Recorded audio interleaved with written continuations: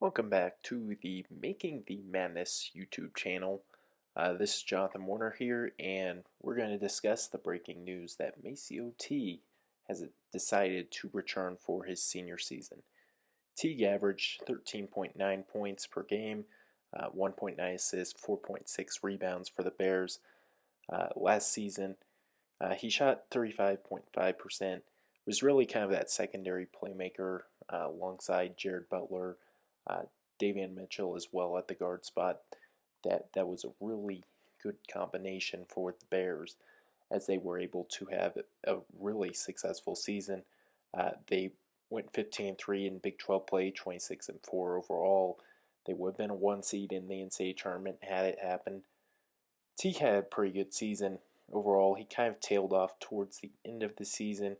He dealt with a wrist injury, which a little bit kind of hampered his performances down the stretch, but he still was really consistent all year long.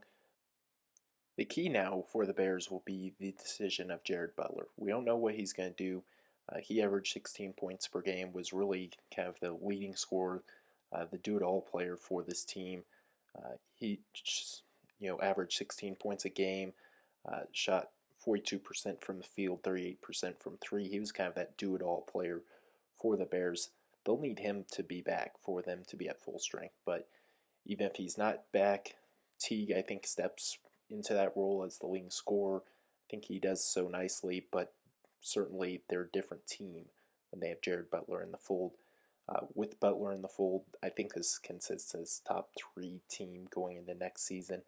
You'll have Butler back, you'll have Teague back. Those are your two leading scorers. Davion Mitchell is a really good, do-it-all point guard. He's a little bit inefficient, but he's a lockdown defender. He can, pretty much lock any lead guard up. Uh, he's a little bit small, but he's also a good passer. Average 3.8 assists per game. Mark Vital is very important. He's vital to their team's success, pun intended. He only averaged 6.1 rebounds, 6.2 assists or rebounds per game, 6.1 points, but he was really good just on the defensive end, able to switch 1 through 5 essentially. He's going to be really important. There are some question marks in the front court. Tristan Clark wasn't really healthy at all last year. What will he kind of do stepping back into the fold at the center spot? Can they get production from Flo Thamba? Can they get some production from Matthew Mayer? How do they replace Fred Gillespie? That'll be a cause for concern. But this is a really good Baylor team that I think going into next year not only is going to be the team to beat in the Big 12, and this is a really good Big 12 league. I think they're a team. I said before, they're consensus top three team going into next year. One kind of interesting thing, we'll see how they kind of replace Devontae Bandu as well. I think Adam Flager, the Presbyterian transfer, can step in and help.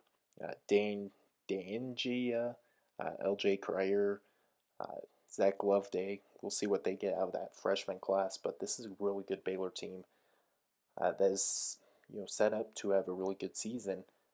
Assuming Jared Butler comes back, we'll see what he does, but even without him, they should be a really good team going into next season.